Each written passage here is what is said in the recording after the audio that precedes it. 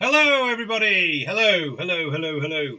Now, hopefully, you can all hear me. If you are watching, please let me know that you can hear me, and then we're going to get started with this second practice along video. Today, we're going to be looking at Dexter Gordon's Scrapple from the Apple, the recording of it, but we're going to start with a warm-up. So all you guys need is your saxophone. So hopefully you've got your horns with you.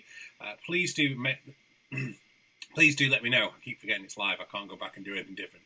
So let's do a warm-up. First thing I want you to do is get your hands forward like this. We've done this before. Hands forward like this. And then just grasp into a fist and out again. Into a fist, out again. Into a fist, out again. Just get those hands moving. And then, as I've done before, get your one hand onto the... Just gently stretch those fingers back. And do the same thing again. Just get some blood flowing to the hands before we get going. We're going to do a long tone exercise. It's going to be what I call my 10-click long tones.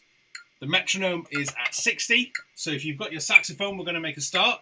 If you're on tenor, we're going to go for an F natural to start with. If you're on alto, that's going to be a low C for you. Are we ready? No, if anyone's watching or what, but here we go. So we're going to start on an F. 10 seconds, and then we're going to go up a semitone. Sorry, 10 seconds, 2-beat rest, up a semitone, 10 seconds. Are you ready? 1, 2, 3.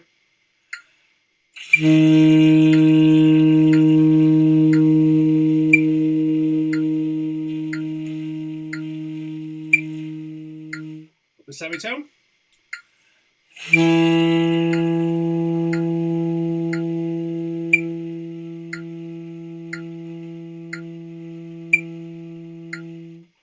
Up a semitone.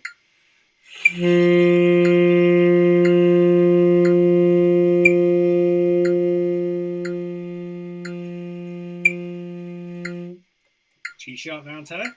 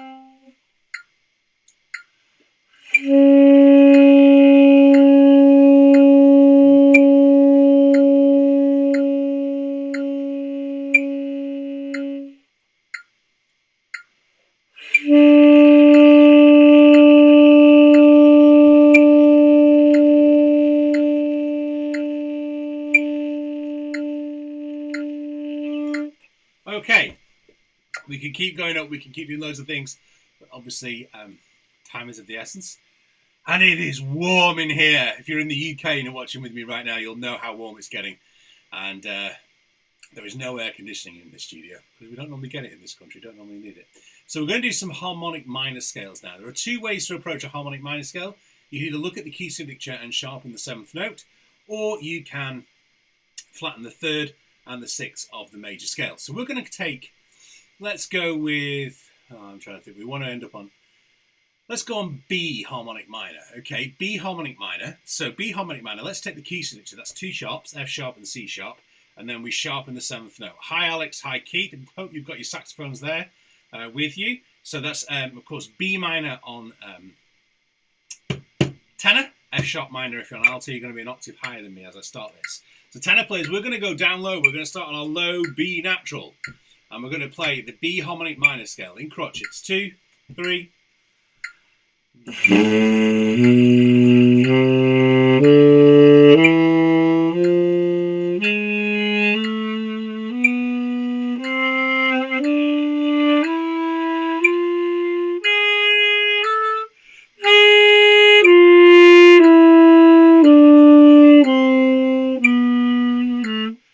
Oh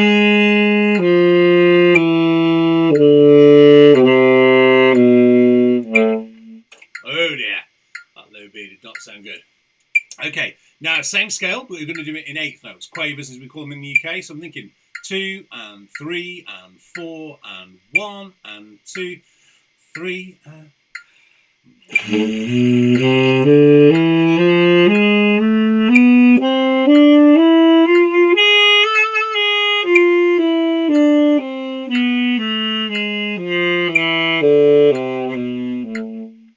Good, okay.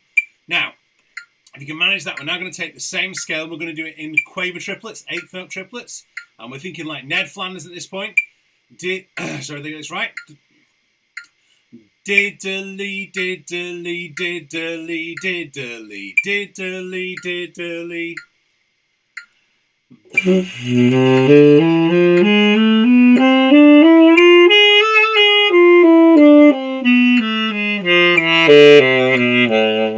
And one of the things you can do while you're doing an exercise like this one that has A sharp, B flats in, is alternate your B flat, well, A sharp in this instance, your A sharp fingering. So you can use A in the side key, down there, you can use the bis key, or you can use front B flat. All of those are equally valid and actually worthwhile when you're practicing these type of scales, going through those different ones. I'm going to have a cup of tea. Oh. So if you just joined us, do let us know where you're joining from and which instrument you're on. Whether you're on alto, tenor, soprano, baritone, contrabass, whatever. Okay, next up we're going to do the E minor harmonic scale. That's got 1 sharp and plus be sharp in the 7th note of the E scale being D. It's the easiest way to find your 7th note is to go down 1 step from the note that you're already playing.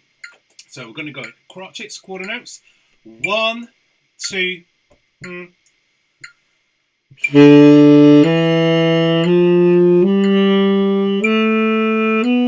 Oh, sorry. I moved my thing out of the way and broke my concentration. Here we go.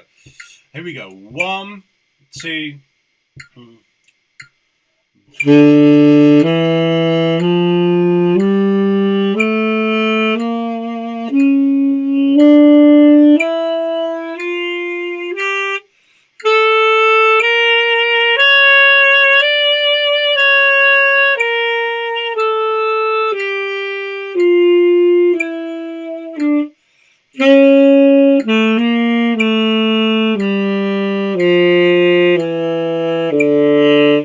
Now, forgive me, I'm making mistakes here because I am so hot. I am going to open this door slightly. I can't reach it on there while I'm still connected. Okay, let's try it again. I'll concentrate better. E minor harmonic on the tenor. 3, B on alto.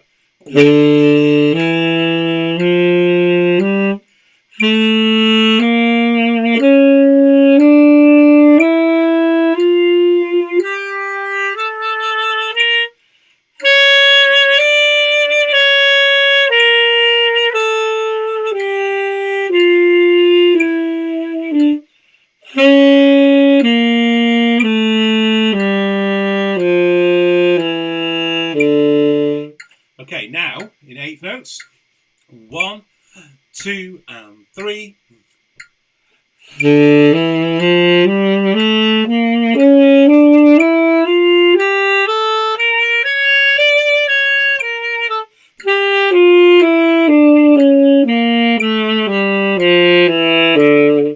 Okay, then on to A minor. I know we need to do the 8th note quavers. I'm mindful of time, and we do need to do something on the scrapple of the apple. And A minor is the basis on tenor of the scrapple from the apple. So just 1 octave of this scale. Here we go. A minor, just the G sharp. 3.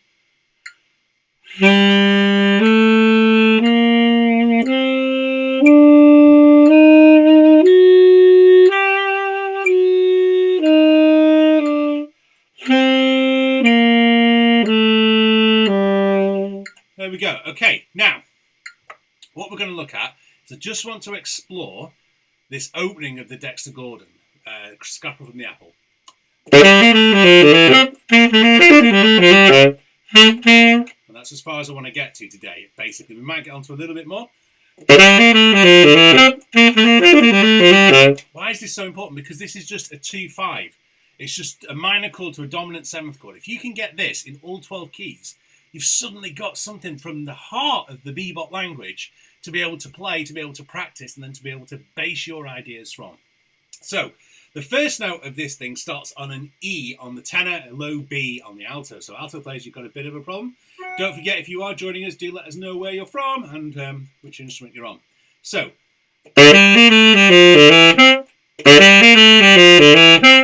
these first three notes sound like the opening from The Godfather.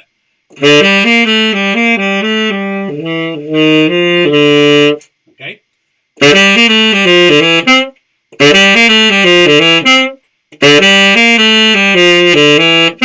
So the first note is an E and then it's an A.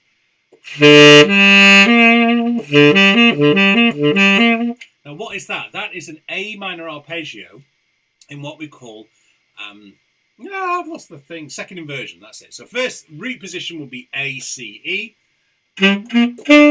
First inversion will be C, E, A. And third inversion is what we've got, E, A, C. But we're going to go down the octave.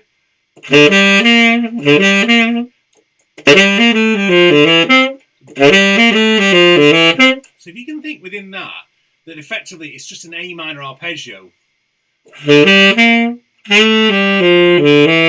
Because that bit at the end.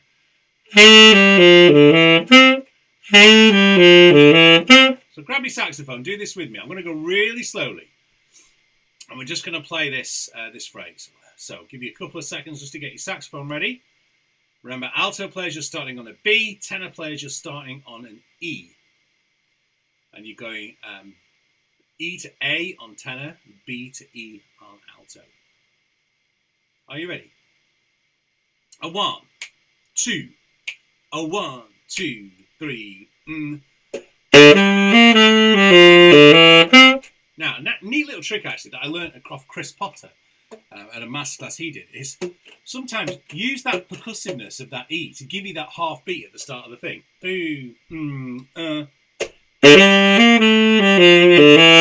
Slap the keys down on the saxophone, turn it into that kick drum beat. Okay,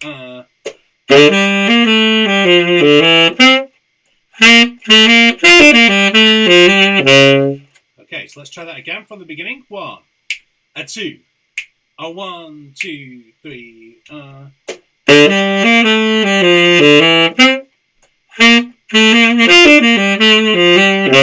Now, what's happening there? Well, the first thing you've got C, B, C. And then we've got another A minor, but here we've got an A minor 7. Starting from the 7th, from the G. G, E, C, A.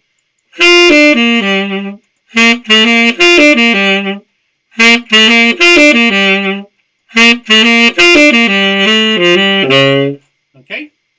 Have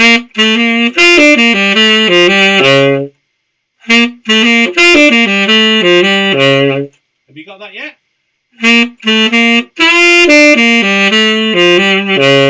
Now, a number of people I've been doing with on one-to-one lessons have been finding that descending 7th chord very difficult.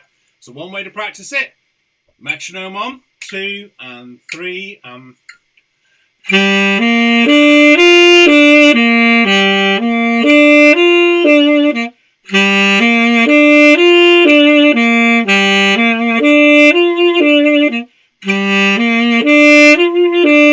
and then just descending. 4, 2, 3,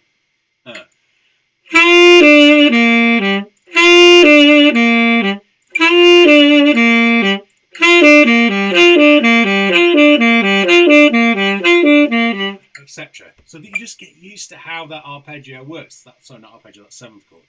So let's try it from the beginning.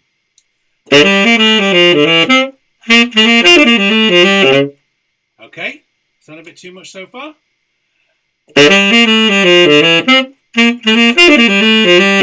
So that second bit is B, G, A, D sharp on tenor. On alto, you're going all the way down to a low B flat. So alto players, this is a great one for a low note workout. Your low notes are really, really important. So let's break this down into different sections. We've got this opening bit. Okay? Now,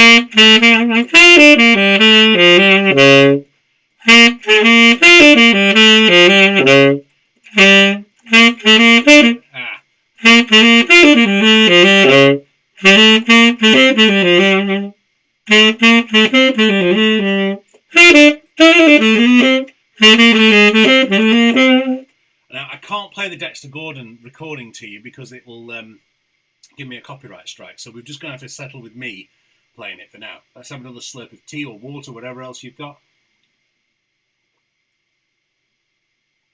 Now, if you've got any questions about practice, we always fly the last 5 minutes of this to be a full-on Q&A. So if you've got a question, now's the time while we're having a quick break, just to fly that into the chat, and we can make sure that we answer your questions for you. Anybody else going to be brave enough and say hello? I can see Alex and Keith. Not got anybody else being brave enough to go into the chat and say hello. It is so warm here. And, I've been out in the pool with the kids, and it was cloudy and really cloudy, and so we came in. And now I've come in to do this with you guys. It's absolutely baking sunshine, so I am looking forward to, as soon as this is finished, diving into that pool. Right, let's go back to this Dexter Gordon on Scrapple from the Apple. Of course, Charlie Parker is the original composer of Scrapple from the Apple, but this version by Dexter Gordon is great because his solo is so simple, as you'll see if you do the classes with Sax.Coach. So let's take it from the beginning again. 1, 2, 1, 2,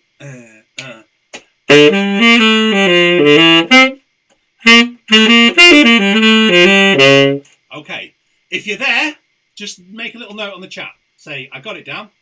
I appreciate if you're watching this in the future, then you can't do that. But then just say it anyway to me.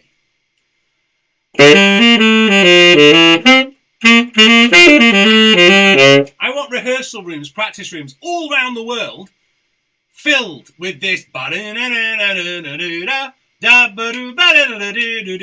how great's that? Everyone's playing a bit of Bird, man. It's great.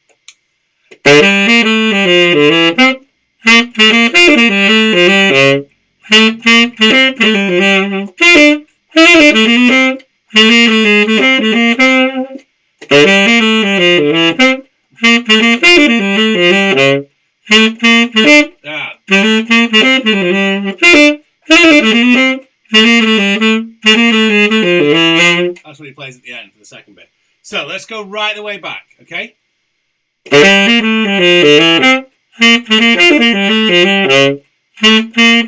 Ah, no, me. Bring it to me. 1 second, ladies and gentlemen.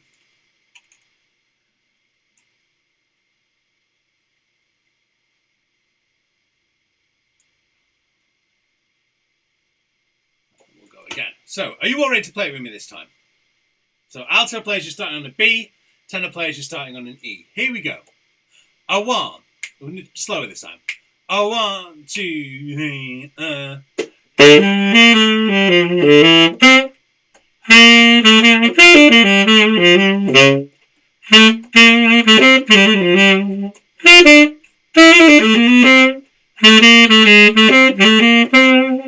Are we there? We're there? Good. So, why is that so important? Well, transcribing is vital.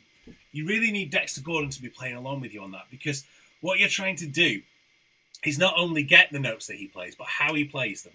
Why does he choose those notes? Well, why is Charlie Parker choosing those notes as a composer? Why are they so important? Why is it so important for practice? Because, as I said, you're practicing a brilliant line over 2/5. You're practicing one of the greatest bebop melodies going. You're practicing bebop language, jazz language, which is really, really, really, really, really important. I want to give you one last thing, okay? It's late in Kuala Lumpur, but it's great to listen to you play. It's definitely, you can come back and listen in the morning and play it along in the morning. John, which instrument are you on, tenor or alto? Any questions, don't forget, get them in now. I know there's only a few of you watching at the moment. If you've got questions and you're watching back, put them in the comments as we go along. So we did some long tones. We did the 10-click long tones. We then did some scales. We did the minor scales. We probably should have done some minor arpeggio work as well. And then we looked at the 7th chords.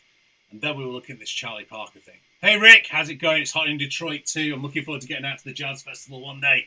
So, Any questions on practice? I'm just going to run an arpeggio exercise, very, very quick triad exercise that's really, really good to do. And that is, I'm going to take the A minor triad and then stick a G major on, a G major arpeggio on top. And then I'm going to come down onto G and then onto F. So that was F plus E flat. Now it's going to be E flat plus D flat. Okay, and then it's going to be D flat plus B. And then we're going to finish on B.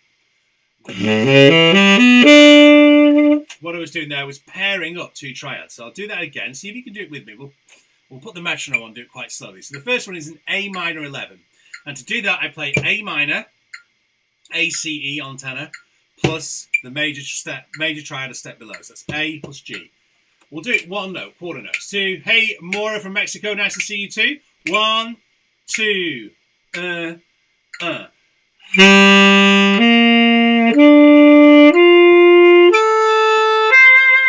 then down a step. And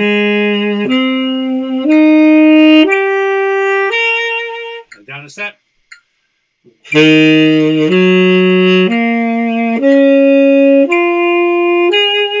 down a step. Sorry, minor.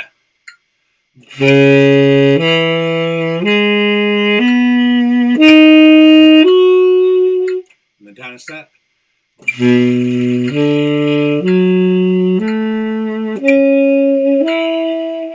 Okay, there you go. That's that little bit of that. Right, just as we get into the last 5 minutes, time to do some questions. So I'm going to go with John from Kuala Lumpur.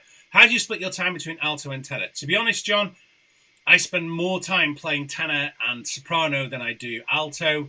I tend just to teach on alto. Where are we now? 3 years ago, I did these classical recitals with an organist, and that forced me to do some more classical alto playing, and therefore I got onto my alto and got my alto chops back up. I don't play a lot of alto, performance-wise, sadly. I'm predominantly known as a tenor player. So in terms of split, it's sort of 80% tenor. It's about 70% tenor, 20% alto, 20% soprano, and 10% alto, maybe if not less. It depends really what you're getting called for a lot of the time. How do you work on the dynamics of a phrase, song, or solo? Essentially, Jay Mora, what I do most of the time with that is transcribe, and honestly, that's the best thing to do. Learn the best recordings of that song by your favourite artist, and if it's an original, find something that's like it, because nothing is totally original in music. We're always ripping off other people and other things. Any more questions before I talk about the final thing to look at for practice? No? Speak now or forever hold your peace. I really need to go and get in that pool. I am dying in here. Thank you very much for coming along. Now, if you want to go into this in more detail with the Dexter Gordon, can I urge you to head over to Sax.Coach and click the box that says at the bottom, sign up for the next class, because the next class for this is going to be on Zoom, and we're going to go into much more detail on it. It's going to be an hour-long class, which I don't really like doing on YouTube. It's going to be a small fee just to cover a bit of the time, but we're going to go really in-depth. If you can't wait for that, if you go to CambridgeSaxophone.com, the Dexter Gordon transcription videos are nearly up, but there are 2 videos now to go through with you, which take you beyond what I've done today. Take you through from clips 1 to clip 4, which takes you to the end of the bridge. So I hope that meets everything. Any further questions? Anything to do with the vlog you want to know about while I'm here? No, we're all good. It's great to see you guys. Thank you for coming along and watching today. I hope you found it useful. Please do click that like. Make sure you're subscribing.